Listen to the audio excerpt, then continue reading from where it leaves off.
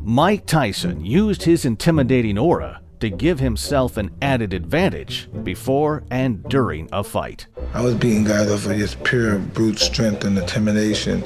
Most guys were just pretty much intimidated. They lost the fight before they even got hit. After menacing pre-fight quotes and behavior, "If he doesn't die, it doesn't count." Tyson would eye up his opponents from the moment he entered the ring, and he often sensed fear by looking at their body language and facial expressions. I walk around the ring, but I never take my eyes off my opponent. I keep my eyes on him, even if he's ready and pumping. He can't wait to get his hands on me as well.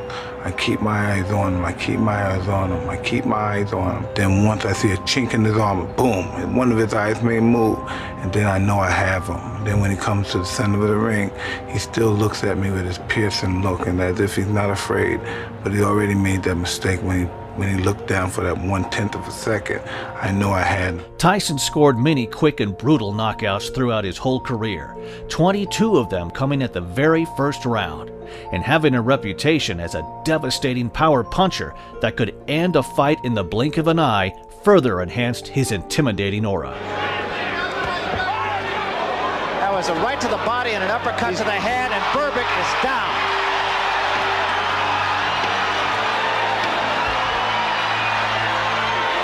It's over. That's all, and we have a new era in boxing. The best example of Tyson's intimidation affecting an opponent before a fight came on June 27, 1988, when he faced Michael Spinks in a huge unification fight for all 4 heavyweight championship belts. Now we'll see who's the champion and who's the chump. Both men were undefeated. Tyson held the WBC, WBA, and IBF belts, while Spinks was the lineal champion. On the night of the fight, just minutes before Spinks was due to ring walk, there was chaos around Tyson's dressing room area after Butch Lewis, Spinks' manager, complained about a bump in Tyson's left glove and demanded that it be rewrapped. Moments ago, in the dressing rooms, a major controversy erupted. You're looking at a tape shot of Butch Lewis, the manager of Michael Spinks, who went wild after he discovered that Mike Tyson had his hands taped and apparently had the gloves put on without a representative of Spinks' camp being in Tyson's dressing room. Lewis's protest over the bump delayed the fight. Tyson began pacing his dressing room, and in a moment of anger, he punched a hole through a wall, and the thudding sound was heard by Spinks in his dressing room. Butch Lewis, who's Spinks' manager, went, as you would go into in every championship fight, the dressing room of your opponent, to watch their hands being wrapped. I had just finished taping his hands, and so Butch Lewis tried to make a thing about it. Which so aggravated Mike, who was already on edge, that he threw his hand out through a wall. Spinks had heard that, and that it was the sound of Mike punching the hole through the wall which had prompted Michael to be reticent about coming into the ring.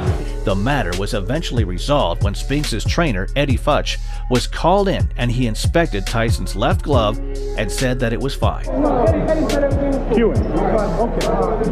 As Butch Lewis and everyone else involved left the dressing room area, Tyson turned to his trainer, Kevin Rooney, and said, "You know, I'm gonna hurt this guy."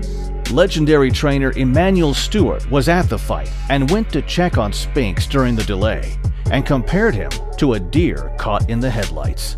Headlights! In an interview from the book One Punch from the Promised Land, Stewart said, "I went into his dressing room and they couldn't even get him to come out. He was so scared. He was a nervous wreck, really freaking out. 20 minutes after he was originally due to ring walk, a visibly nervous Spinks left his dressing room and made his way to the ring." Mike Spinks makes his way as the crowd touches him. He has more of a look of concern on his face as he makes his way to the ring. Oh, to see this. Michael Spinks makes his way into the ring. In contrast, Tyson marched to the ring without a robe, bare-chested and dripping with sweat, with a deafening drone noise chosen as his entrance music. This heavy metal sound that you hear is Mike Tyson about to make his way in, I believe. The sound is deafening here in the arena, so I won't try to yell over it. It's interesting to note that Mike Tyson selected as pre-fight music just noise. Every once in a while you hear the clanging of chains. I think that's what he's got in mind to do to Mike Spinks' head, but we'll wait and see.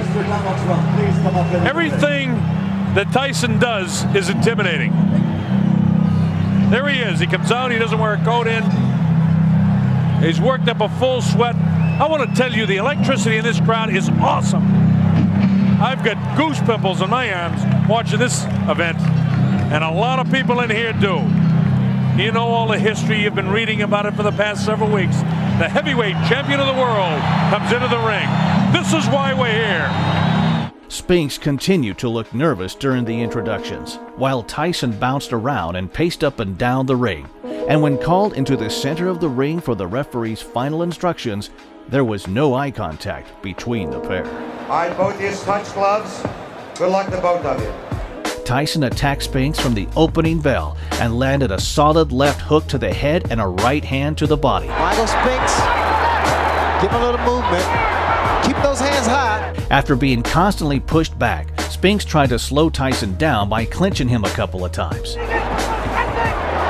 Tyson not afraid, as we expected, and Spinks ready to mix it up with him. A minute into the contest, Tyson attacked Spinks along the ropes, and a left uppercut followed by a right hand to the body forced Spinks to take a knee. Uppercut landed inside, and Spinks went down. It was the left uppercut. I was surprised there was a body shot that put him to the canvas. After Spinks took a count of 8, both men moved towards each other.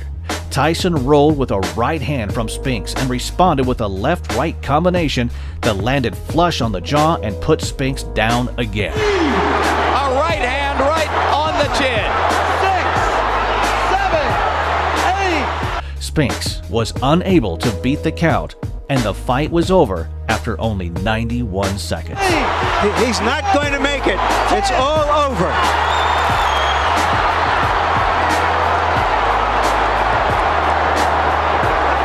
What happened? What was all the delay about before? Do you think Michael just didn't want this to get here this quick? I think he was trying to scrutinize with my brain and make me wait it out. But, you know, I was getting upset. I wanted to go. I'm the kind of guy who want to fight. Let's get in there and fight. I'm in the dressing room with Tyson, and I'm looking to rattle this guy. I walk in, and he's punching, standing there. He and Rooney's putting something on. He's punching holes in the wall. I'm like to myself, oh no, this guy's getting ready to fight my guy, my little guy. And he's punching holes in the wall before he goes out to fight? Oh no.